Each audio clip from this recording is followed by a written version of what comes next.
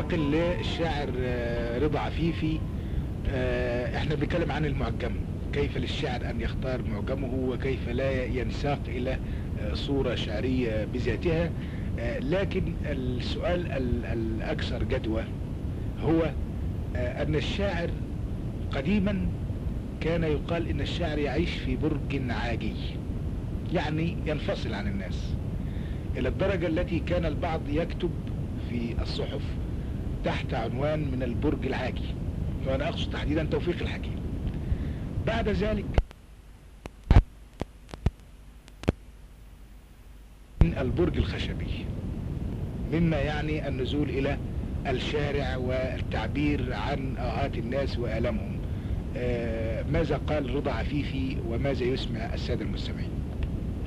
انا ببص للموضوع من احساسي انا ان مصر دي حبيبتي، وفي عتاب داخلي، عتاب الحبيب للحبيبة، احساس بالغربة الخارجية والداخلية.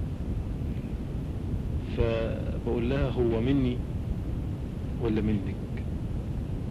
غربتي في القرب منك، واما اشوف صورتي في ننك يحن قلبي ويأمن لك، والقى نفس الغربة فيكي، بس روحي بتناديكي، هو دمعي هون عليكي، امسحي الدمع بايديكي، هو مني ولا منك؟ بعد غربتي في سنيني كل يوم بتوحشيني، ولما صوتك بيناديني تصحى كل بحور حنين، واما سبتك غصب عني هو منك ولا مني؟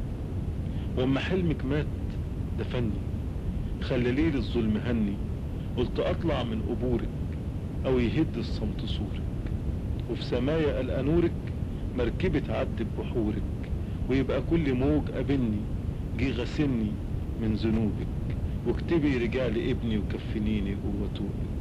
ما انا منك وانت مني، اما مت بيسألوني على الحنين اللي في عيوني، لو عليك يوم اهوني انت عمرك لم تهوني، واسألي الدمع الحنون اللي ساكن بين جفوني، هو منك ولا مني؟